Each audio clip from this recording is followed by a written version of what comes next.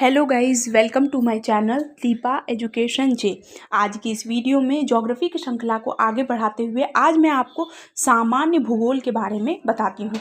क्या होता है इसका बेसिक कॉन्सेप्ट, ग्लोब क्या होता है और अक्षांश देशांतर रेखाएं क्या होती हैं, इसके बारे में बहुत ही ईजी वे में बताती हूँ। एक बार में ये वीडियो देखने पर आपको जितनी भी रेखाएँ और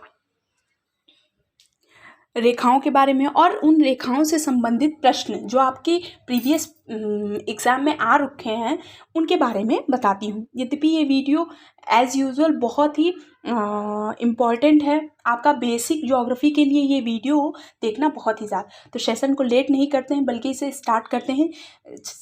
स्टार्ट करने से पहले एक रिक्वेस्ट कि जितने भी व्यूअर्स इस चैनल पर नए हैं प्लीज़ मेरे चैनल को लाइक कीजिए, सब्सक्राइब कीजिए। Okay, let's start. तो सबसे पहले मैं आपको बताना चाहती हूँ कि हम इस ग्लोब के बारे में, ग्लोब क्या होता है और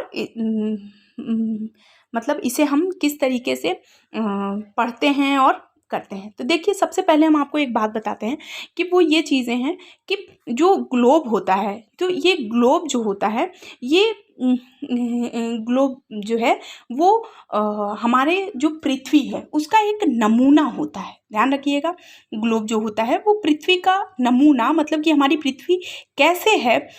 बच्चे छात्र छात्राएं जो हैं वो ग्लोब को पृथ्वी किस तरीके से है और कहाँ पर कौन सा महाद्वीप है, कौन से महासागर हैं, हमारा एशिया महाद्वीप है, हमारा भारत कहाँ पर है, इन सभी महाद्वीपों, देश और महासागरों की भौगोलिक स्थिति को बताने के लिए ये ग्लोब जो होता है वो बहुत ही ज़्यादा महत्वपूर्ण हो जाता है। आगे मैं आपको बताती हूँ कि अगर हम पूरे ग्लोब की बात करें तो देखिए, हमारी पृथ्वी जो होती है वो बताया गया है कि हमारी पृथ्वी ऊपर से और नीचे से, मतलब थोड़ा यहाँ से और थोड़ा इस जगह से थोड़ी चिपटी है। तो पूरी तरीके से नहीं कह सकते कि ये बिल्कुल ऐसे गोल है, नहीं। क्यों? क्योंकि सिर्फ और सिर्फ ये जो रेखाएं हैं वो सिर्फ और सिर्फ काल्पनिक है। इसी तरीके से इराटोस्थनीज ने बताया कि व्यवस्थित भूगोल को बताया, उसी तरीके से हिकेटियस ने सामान्य भूगोल का उनको जनक कहा जाता है। तो यहाँ पर आप दो चीज़ों को जानते रहिए। पहले तो अगर आपसे पूछे कि भूगोल का जनक किसको कहते हैं तो आप बताएंगे कि भूगोल का जनक हिकेटियस को कहते हैं। ध्यान रखिएगा, अगर आपसे पूछे कि भूगोल का जनक किसे कहते हैं तो हिकेटियस को, और अगर आपसे पूछे कि व्यवस्थित भूगोल को किसने प्रतिपादित किया तो आप इराटोस्थनीज का नाम बताएंगे।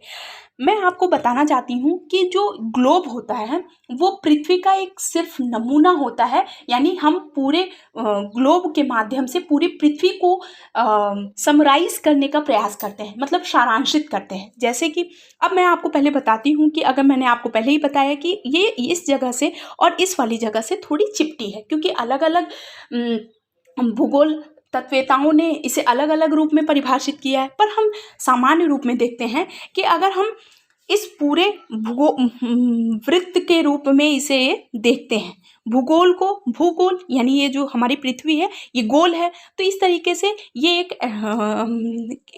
वृत्त के माध्यम से समझने का प्रयास करते हैं। अब हम समझते हैं कि हमारे भूगोल, हमारे जो वृत्त है ये जिसे हम गोल बना रखे हैं एज इट इज़ ऐसा, लेकिन ये जो है ये एज इट इज़ वृत्त जैसा नहीं है। मैंने आपको पहले भी बताया कि ये थोड़ा ऊपर से और थोड़ा नीचे से चिपटा है, जैसे संतरे का आकार होता है, थोड़ा सा ऊपर से चिपटा और नीचे से चिपटा होता है। ठीक, अब हम बात करते हैं कि इस के बीचों बीच जो है एक रेखा खींची गई है। ये सारी रेखाएं जो भी कर्क रेखा, मकर रेखा, विषुवत रेखा जो होती हैं, ये सारी रेखाएं जो हैं काल्पनिक हैं। इन्हें माना गया कि अब हमारे इस ग्लोब के, हमारी पृथ्वी के बीचों बीच जो रेखा गई है उसे हम भूमध्य रेखा कहते हैं, या इसी को हम विषुवत रेखा कहते हैं। ध्यान रखिएगा, इसी को देखिए मैंने यहाँ पर लिख दिया है, इसी को हम भूमध्य रेखा कहते हैं और इसी को एज इट इज़ विषुवत रेखा कहते हैं। 0 डिग्री पर होती है। भूमध्य यानी हमारे ये देखिए पृथ्वी के बीचों बीच, यानी बिल्कुल भूमध्य यानी बिल्कुल पृथ्वी के बीचों बीच गई है, इसलिए इसका एक कॉन्सेप्ट बिल्कुल याद हो गया कि भूमध्य रेखा यानी पृथ्वी के जस्ट बीचों बीच रेखा जो खींची गई है उसे हम भूमध्य रेखा कहते हैं। अब भूमध्य रेखा के ऊपरी वाले हिस्से को हम कहते हैं नॉर्थ हिस्सा यानी उत्तरी हिस्सा, और नीचे वाले हिस्से को कह देते हैं दक्षिणी हिस्सा। ठीक, अब उत्तरी हिस्से पर 23.5 डिग्री अंश की बात करें, 23.5 डिग्री अंश की, तो ये हो गया हमारा कर्क रेखा। ठीक, ध्यान रखिएगा, कर्क रेखा हो गया। अब आगे हम बताते हैं कि ये कर्क रेखा हो गई, और कर्क रेखा भारत, देखिए हमारे भारत की स्थिति कर्क रेखा के ठीक बीचों बीच है। यहाँ पर भारत, यहाँ मैंने भारत का ये छोटा सा नक्शा इसलिए बना दिया है ताकि आप बिल्कुल इसे समझ सकें कि कर्क रेखा भारत के ठीक बीचों बीच गई है। तो अगर आपसे ये परीक्षा 2018 के यूपी टेट की परीक्षा में ये पूछा गया था कि पृथ्वी पर जो गोलार्ध बने हुए हैं उनमें भारत की स्थिति बताइए, तो आप इस बात को ध्यान रखिएगा कि हमारा भारत जो है वो उत्तरी गोलार्ध में स्थित है। अभी देशांतर और अक्षांश की रेखाओं के बारे में भी हम चर्चा करेंगे। अब 23.5 डिग्री उत्तरी की बात करें तो हमारा कर्क रेखा है, और 23.5 डिग्री दक्षिण की बात करें तो मकर रेखा है। इस दोनों रेखाओं के बारे में जानते रहिएगा। कर्क रेखा भारत के ठीक बीचों बीच गई है, यानी ये उत्तर दिशा में है, और मकर रेखा विषुवत रेखा के दक्षिण में है, इसलिए इसे दक्षिणी गोलार्ध में है, इसलिए मकर रेखा जो है वो दक्षिणी गोलार्ध, और दक्षिणी गोलार्ध में स्थित जितने भी देश हैं उन पर मकर रेखा जाती है। आगे हम आपको बताते हैं, इसके साथ साथ एक चीज़ और बता देती हूँ कि ऊपर वाले हिस्से को इसी तरीके से, यहाँ पर जो हिस्सा है उसे हम कहते हैं नॉर्थ पोल, और उसी को नीचे वाले हिस्से को कह देते हैं साउथ पोल। ये जो जगह होती है पोल वाली, जिसे हम ध्रुव कहते हैं, इस ध्रुव पर हमेशा जो है बर्फ से ढका रहता है। ठीक, अब हम भारत की बात करते हैं। भारत में पहले ही मैंने आपको बताया था कि अगर हम भारत के, और आज जो है सामान्य भूगोल के बारे में पढ़ते हैं, बता रही हूँ आपको, तो इससे जो क्वेश्चन है हमारे एग्जाम के पॉइंट ऑफ व्यू से बहुत इंपॉर्टेंट है, क्योंकि हम आपको पहले भी बता रखे हैं कि भारत की स्थिति मैंने आपको बता दिया था कि कर्क रेखा भारत के ठीक बीचों बीच है। अब यहाँ पे ऐसे बात करें तो कर्क रेखा जो है वो भारत की, और भारत इस जगह पर है, और इस जगह से ठीक बीचों बीच कर्क रेखा गई है। ठीक, अब हम भारत की स्थिति में जो प्रश्न जहाँ से आते हैं उस भूगोल के बारे में चर्चा करते हैं। कि अगर आपसे पूछे कि पहले आप ये जानते रहिए कि हम जो ये हिस्सा बनाते हैं, ये हिस्सा जो होता है हमारा ईस्ट होता है पूर्व, इधर होता है वेस्ट पश्चिम, ये होता है नॉर्थ उत्तर, और ये होता है साउथ दक्षिण। ठीक, अब ईस्ट की अगर हम बात करें तो अगर आपसे पूछे कि भारत का पूर्वी बिंदु कहाँ है, आप इसको फिगर के माध्यम से समझने का प्रयास करिए। आपको एक बार में ये वीडियो पूरा देखिए, आपको ऑटोमेटिक जितने भी बिंदु हैं वो सभी याद हो जाएंगे। ठीक, अब हम बताते हैं कि भारत का जो पूर्वी बिंदु है वो है वलांगू किबिथु कहते हैं वलांगू, और ये जो है अरुणाचल प्रदेश में है। ध्यान रखिएगा, पूर्वी बिंदु, यानी अगर पूरे भारत देश की बात करें तो दोनों तरफ ये पूर्व पश्चिम उत्तर दक्षिण, ये चारों बिंदु के नाम आपसे पूछे जा सकते हैं, किस जगह पर हैं ये भी पूछे जाते हैं। तो अभी हम सिर्फ बात करते हैं उत्तरी बिंदु की।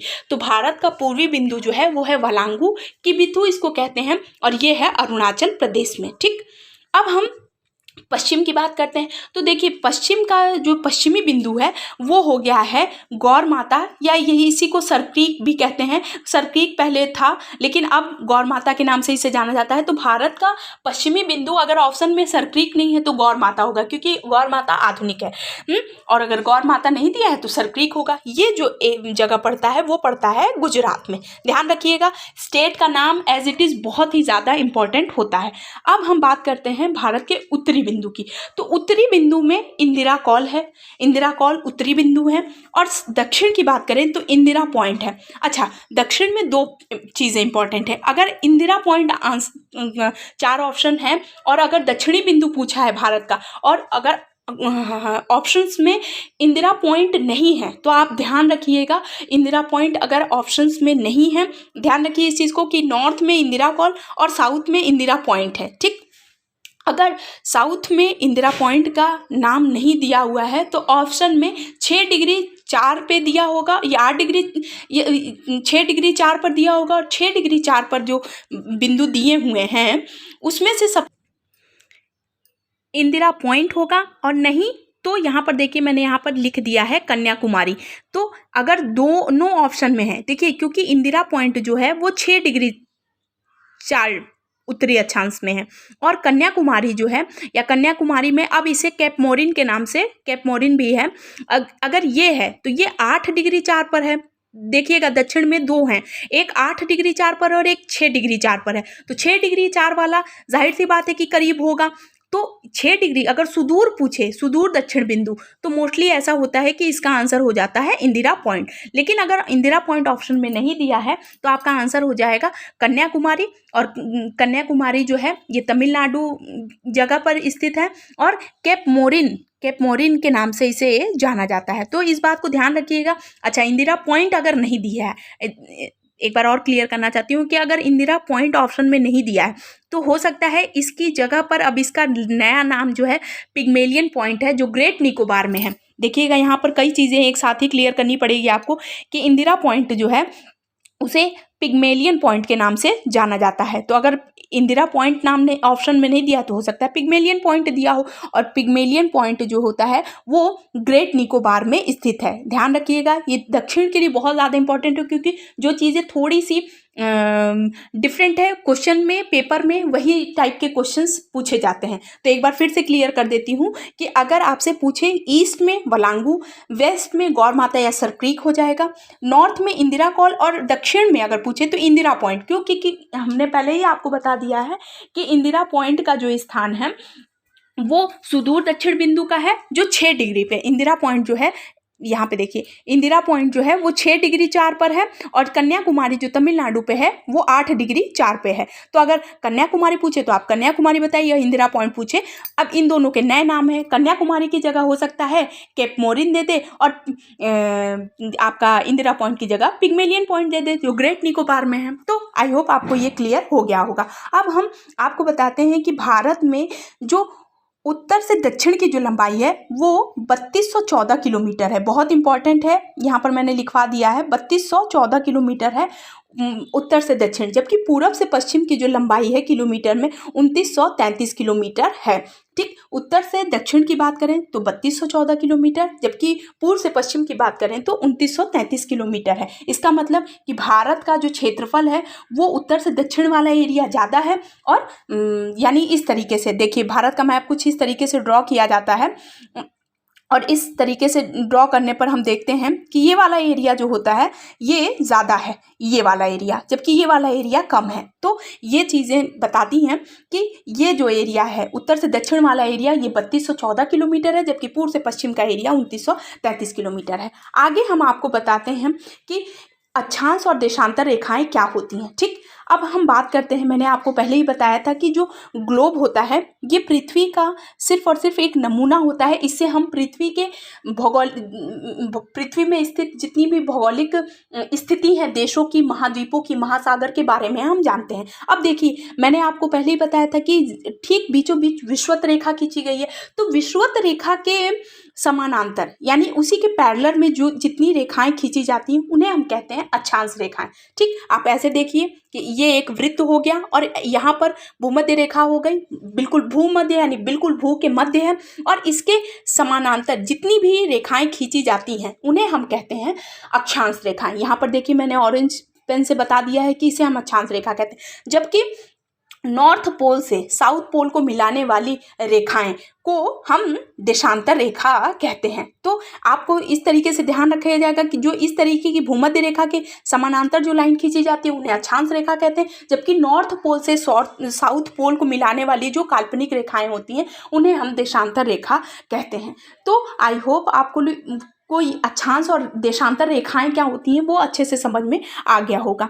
अब मैं आपको इनसे संबंधित कुछ प्रश्न जो इम्पोर्टेंट नोट में है करा देती हूँ। देखिए, मैंने आपको पहले बताया था कि यूपी टेट 2018 की परीक्षा में ये क्वेश्चन पूछा था कि भारत की स्थिति बताइए, भूगोल ग्लोब में भारत की स्थिति बताइए, यानी अगर पूरे पृथ्वी की बात करें तो मैंने आपको पहले ही बता दिया था, अगर ये पूरा पृथ्वी है तो पृथ्वी के जस्ट बीचों बीच गई है भूमध्य रेखा, और ऊपर 23.5 डिग्री उतरी गई है कर्क रेखा, और भारत कर्क रेखा के ठीक बीचों बीच है। ठीक, तो इस जगह पर है भारत की। अब हम ये तो अक्षांश रेखा की बात हो गई। अगर हम देशांतर रेखा की बात करें तो देखिए, मैंने आपको पहले ही बता दिया था इस तरीके से, ये ईस्ट एरिया होता है, ये वेस्ट, ये नॉर्थ और ये साउथ। अगर अब आपसे पूछे कि भारत किस देशांतर में स्थित है तो आप बताएंगे कि भारत पूर्वी देशांतर में स्थित है। तो दो ऑप्शन दिए हुए थे, एक पूर्वी देशांतर का ऑप्शन दिया था, एक उत्तरी गोलार्ध का। तो पूर्वी देशांतर और उत्तरी गोलार्ध में स्थित है, ध्यान रखिएगा ये क्वेश्चन को। ये भारत जो है वो पूर्वी देशांतर, अगर देशांतर की बात करें तो पूर्वी देशांतर और गोलार्ध की बात करें तो उत्तरी गोलार्ध में स्थित है। ये क्वेश्चन आया हुआ है, बहुत ही ज्यादा इंपॉर्टेंट है। तो आइए कुछ नोट्स को भी देख लेते हैं। पहला है भारत उत्तरी गोलार्ध में स्थित है, और अगर देशांतर की बात करें तो पूर्वी देशांतर में स्थित है। अब उत्तरी अक्षांश और दक्षिणी पूर्वी देशांतर के बीच स्थित है, तो इसका जो रेखाएं दी हुई हैं यहाँ, जो भी इसके अक्षांश है और देशांतर है, इसका समय भी ये चीज़ें जो हैं वो आपसे पूछी जाती हैं कि ये किस डिग्री के बीच अवस्थित है। तो ये देखिए 8 डिग्री 4, 37 डिग्री 6 उत्तरी अक्षांश और 68 डिग्री 7, 97 डिग्री 25 पूर्वी देशांतर के बीच भारत की स्थिति है। ठीक, भारत का क्षेत्रफल 32,87,263 वर्ग किलोमीटर है। ठीक, क्षेत्रफल में भारत का स्थान है 7वां, ध्यान रखिएगा। क्वेश्चन बहुत ज़्यादा इंपॉर्टेंट है, मैंने नोट के रूप में इसे लिखवा दिया है कि क्षेत्रफल की बात करें, यानी अगर पूरे विश्व में बात करें तो क्षेत्रफल की दृष्टि से भारत का स्थान विश्व में 7वां है, 7वां स्थान है। और जनसंख्या की दृष्टि से बात करें तो दूसरा स्थान। ये भी क्वेश्चन आए हुए क्वेश्चन है, इंपॉर्टेंट है, यहाँ पर आई लिख देती हूँ, ये चीज़ें इंपॉर्टेंट है। ठीक, अब भारत के क्षेत्रफल की दृष्टि से भारत का स्थान विश्व में 7वां है, तो 7 से पहले जितने 6 देश हैं उनके नाम भी जानने बहुत ज़रूरी है, क्योंकि आपके एग्जाम में वो भी आंसर क्वेश्चन पूछे जा सकते हैं।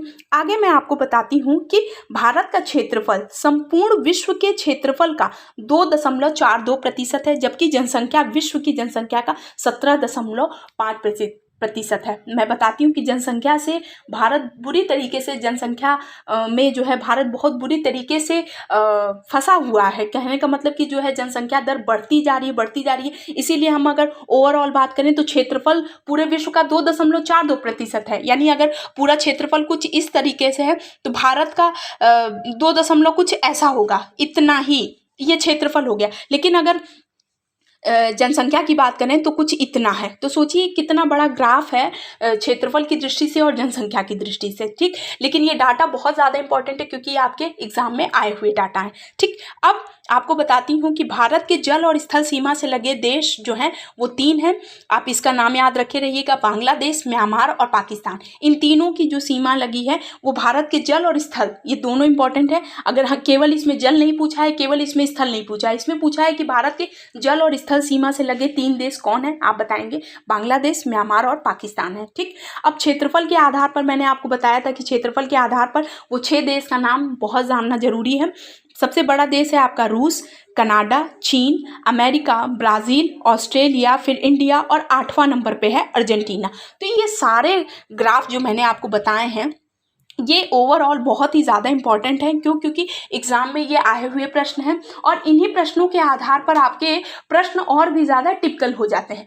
तो आई होप आपको ये अक्षांश, देशांतर रेखा, कर्क रेखा और विषुवत रेखा बहुत अच्छी तरीके से समझ में आ गया होगा। तो ज्योग्राफी की ये सीरीज़ जो स्टार्ट हो रखी है, इस सीरीज़ को आप बहुत ध्यान से देखते रहिए। इसमें अब आगे की सीरीज़ में मैं इनसे आगे से संबंधित जितने भी प्रश्न आ चुके हैं उनके बारे में आपको बता दूंगी।